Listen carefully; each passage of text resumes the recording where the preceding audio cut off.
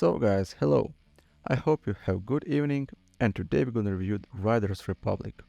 Ubisoft's abilities to create racing experience that cover a variety of genres is something that started with the crew and was almost mastered with the crew 2, and while those worked well for planes, boats and cars, it didn't do much for those fronting and extreme sports offering.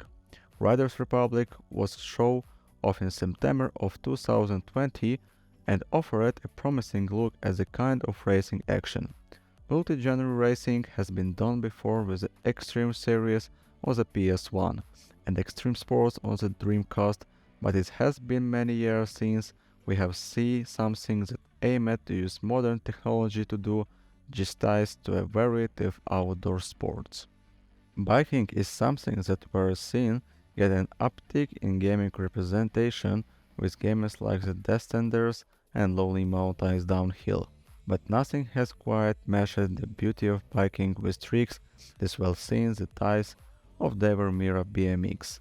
For all sports, Rider Republic offer up both auto and manual tricks landing alongside a racing-centric mode that allow tricks or a more intricate trick system that emphasizing that aspect of the race over others. Bonuses are given for using the sauter control and that does enable faster progression throughout the main campaign as a result is gathering more stars within a single event. Just beating an event has the player a single star while up to 5 stars can be obtained by ramping up difficulty or going trick happy.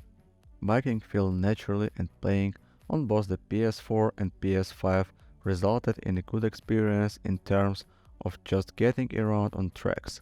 The DualSense haptic motors are used to replicate moving across different terrain and it's a pretty neat effect. Something like this has been tried before in much older tech, Project Gotham Racing 2. Will change up the vibration effect depending on the surface you were driving on, but nothing has been quite done to this degree yet. The DualSense triggered also feel quite naturally for gradual change in acceleration and braking and do go a bit beyond what the DualShock 4 can do in that regard. They have just enough resistance to help feel when you need to go a bit faster or tone it down a bit and avoid going too fast for the environment. On both dirt with bikes and when on the show with a port or 6, controls are naturally across the board and it's impressive to see in action. It's hard enough to nail one genre of racing and stunts correctly, and Riders Republic managed to do that for several different sporting events, including some we don't see much of in games. The rocket-powered wingsuit is something that took me right back to the fun of using the rocket belt impelled wings. Only his blends the precision that provides with a lot more speed and the excitement that comes from using it in a race with others. The fast pace is something that no Pilot Wings game could match, but the event itself combines a bit of the light plane flying shot hoops with a modern day racing experience and the ability to fly around the track. Let's get this out of the way. Rider Republic is a framed but often weird, frequently cringe-inducing narrative. Filmed through the lens of reality TV show, the player character is Grease thought she hub area meeting a handful of people tossing out lingo that gives the impression someone is trying to write like a hip pitch bomb. There is some surfer slang or whatever that I just did not understand and often loaded at because of how silly it all felt. But I've got to be honest, there is kind of charm in how strange and bad it sounds. There is blissful weirdness to how not serious everyone in this game is.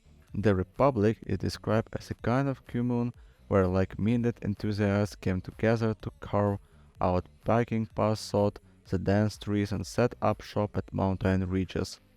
Imagine the writing of the Republic hug from a kind-faced stranger.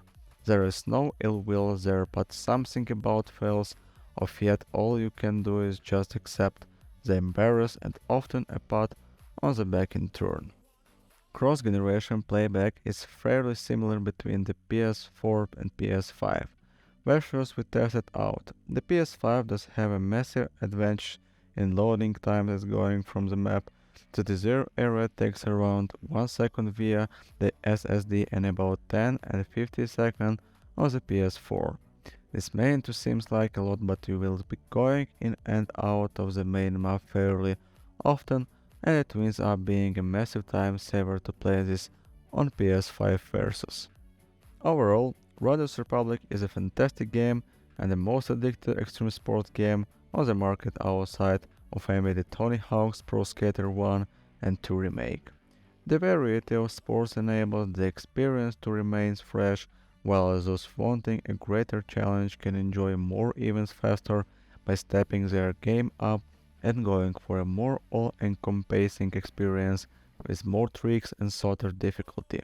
Cross-generation buyers will be in for a far better experience on the PS5 thanks to the SSD spending things up and making for a much smoother experience, but the PS4 version in pressure given the tech, if it wasn't for the SSD pad, the feeling of both face and race will be quite similar and you can go wrong with any version. Thank you for watching guys, goodbye.